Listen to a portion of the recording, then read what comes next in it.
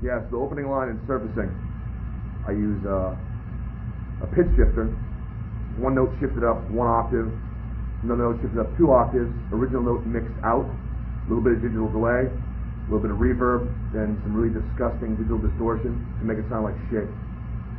Here's actually how it's performed.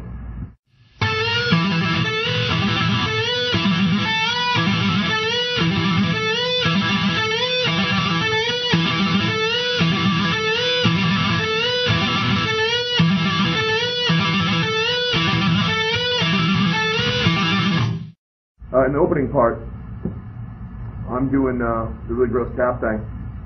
At the same time, Jim's playing a variation on what ends up being the main riff. And variation is very important. You don't want to always play the same riff over and over and over, but you can imply that same kind of feel by just changing things. And really quickly, here's how this goes.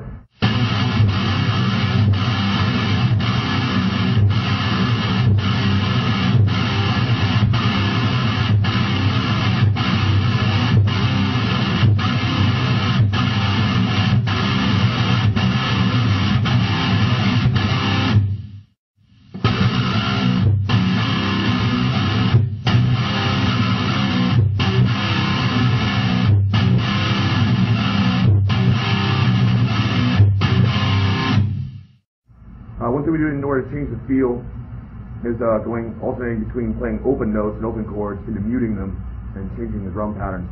So we go from this.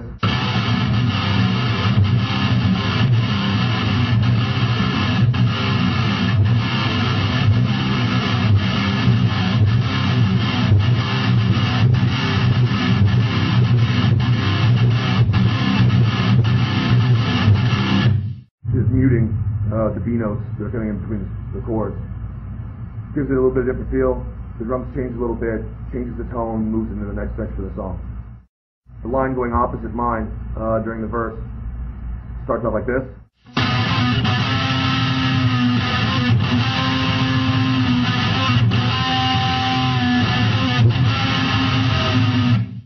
With the lovely little Ross Robinson effect that he drew on there, full of all sorts of nasty sounding vintage gear, as Ross is so well known for doing. The next verse that comes around, reversed it. Ghost bend, dropping, same effect.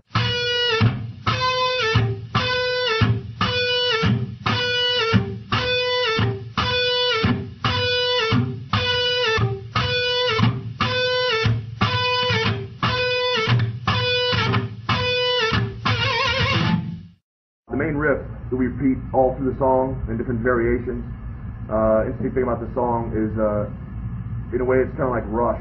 You'll hear Rush will take a guitar pattern and we'll have the drums move in and out and change the feel while the guitar part stays the same. Completely change the feel.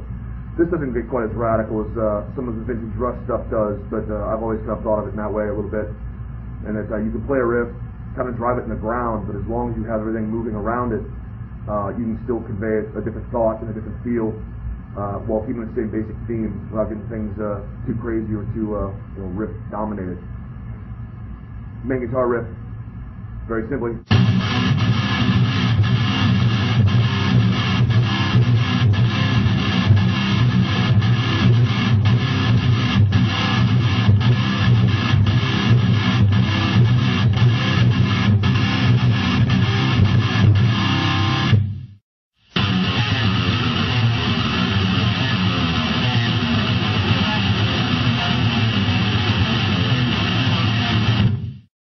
Slowly.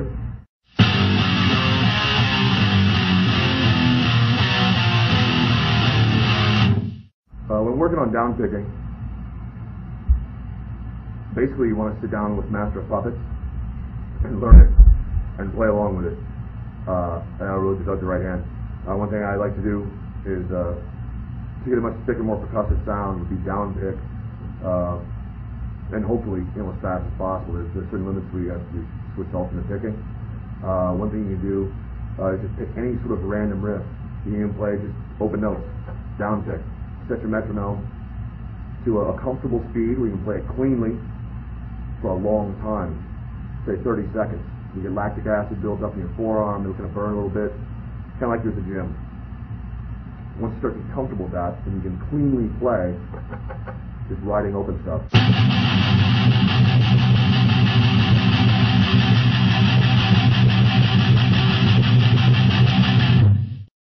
Push your tempos up a little bit.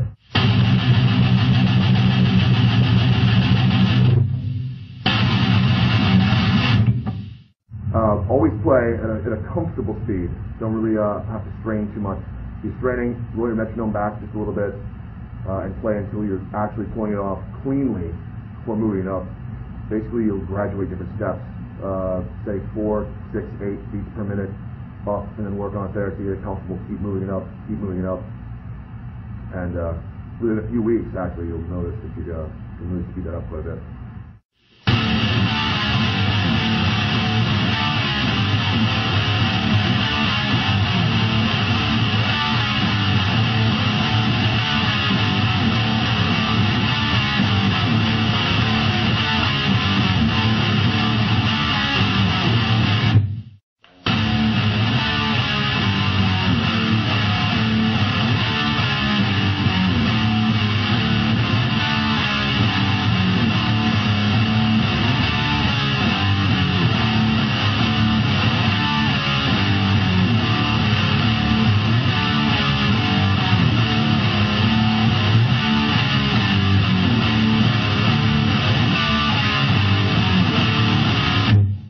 We basically spent a lot of time with a similar theme throughout the song. Like I said, to me what comes to mind is the way Rush would work a riff with the drums changing the pattern where the guitar doesn't have to change at all times to keep the song interesting. And the rest of the song just kind of rides those same themes out, changing the feel via the drums, different vocal patterns, and then you're out. Keeps things unmuddled, not overly complicated, and pretty efficient. But also maintains, I find that the heaviest songs tend to be the simplest. Look at Black Sabbath, if you need any evidence of that. So, that's that.